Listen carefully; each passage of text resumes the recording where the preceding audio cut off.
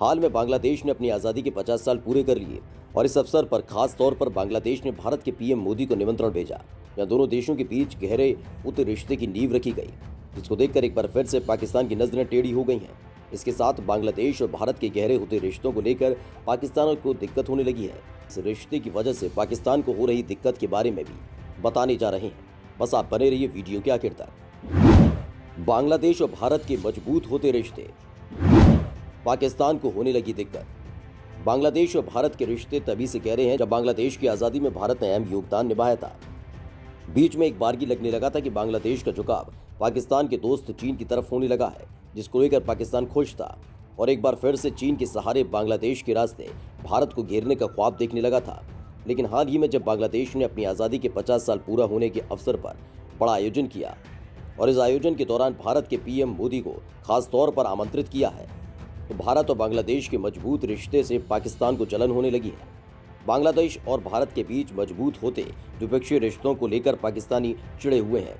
1971 से पहले पाकिस्तानी हुक्मरानों ने तत्कालीन पूर्वी पाकिस्तान, जिसे बांग्लादेश के नाम से जानते हैं, के नागरिकों के ऊपर भयंकर जुल्म ढाए।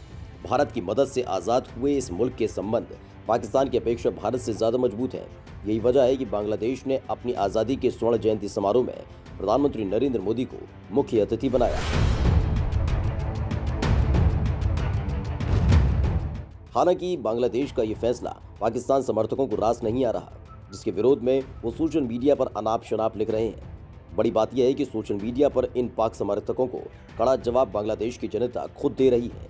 बांग्लादेश की हिफाजत इस्लामी जैसे कई इस्लामी कट्टरपंथी समूहों ने पीएम मोदी के ढाका में प्रवेश के खिलाफ प्रदर्शन करने की धमकी दी, जिसके बाद बांग्लादेश ने सुरक्षा व्यवस्था को और कड़ा कर दिया है।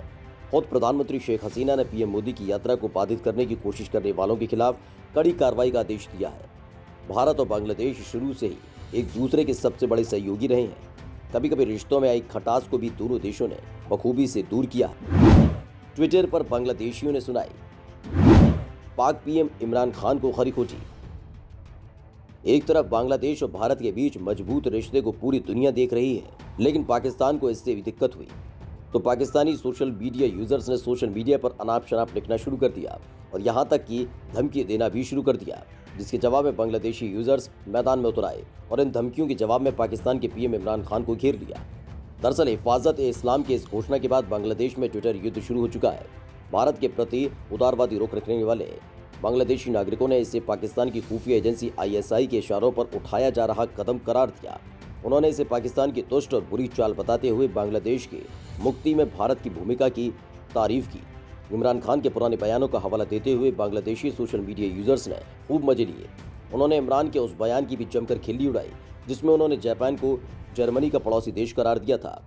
बांग्लादेश के कुछ नागरिकों ने हिफाजत को सत्ता की भूखी और धर्म का व्यापार करने वाली पार्टी करार दिया। वहीं कुछ लोगों ने अपने ट्वीट में पाकिस्तान और बांग्लादेश के आर्थिक विकास की रैंकिंग को शेयर किया है, जिसमें पाकिस्तान बांग्लादेश से भी नीचे दिखाई दे रहा है। इसके बाद पाकिस्तान ने सोशल मीडिया यूजर्स बांग्लादेश की बुराई करने लगे, जिसके जवाब में बांग्लादेशियों ने पाकिस्तानियों को खूब खरी खोटी सुनाई। सोशल मीडिया पर जमकर उड़ी पाकिस्तान की खस्ता हालत की खिल्ली। दरअसल ये बात बिल्कुल सच है कि ताने ताने को मोहताज पाकिस्तान लगातार भारत को लेकर अपनी जलन का प्रदर्शन करता रहा है, लेकिन इस बार पाकिस्तान के लिए यही नीति उल्टी पड़ती नजर आई जब सोशल मीडिया पर बांग्लादेश के यूजर्स ने पाकिस्तान को खरी खोटी सुना डाली। कुछ ट्विटर यूजर्स ने पाकिस्तानी प्रधानमंत्री इमरान खान पर निशाना साधते हुए कहा कि अपने पीएम से पूछो कि उन्होंने PMO के बिजली बिल का बकाया चुकाया या नहीं। एक अंडे के लिए 30 रुपये, 1 किलो अदरक के लिए 1000 रुपये पाकिस्तानी खाते क्या हैं? मोदी की यात्रा को बाधित करने और भारत बांग्लादेश संबंधों पर प्रतिकूल प्रभाव डालने के लिए बांग्लादेश के इस्लामिक कट्टरपंथियों की फंडिंग कर रहे हो। वहीं विश्व बैंक की हाल ही की एक रिपोर्ट में दावा किया गया है कि अगर भारत और बांग्लादेश बिना किसी रोक-टोक के ट्रांसपोर्ट कनेक्टिविटी को विकसित करते हैं तो दोनों देशों की राष्ट्रीय आय में 8 से 10% की वृद्धि हो सकती है। एक दौर ऐसा भी आया था जब संयुक्त राष्ट्र ने बांग्लादेश को अल्प विकसित देशों की सूची से निकालकर भारत के बराबर की विकासशील देशों की सूची में शामिल किया था। संयुक्त राष्ट्र की रिपोर्ट में बताया गया था कि बांग्लादेश ने आर्थिक विकास और मानव विकास पर ध्यान केंद्रित करने के लिए उदार इस्लाम और अन्य धर्मों के प्रति सहिष्णुता अपनाई, जिससे उसने विकास के इस नजरिए को प्राप्त किया।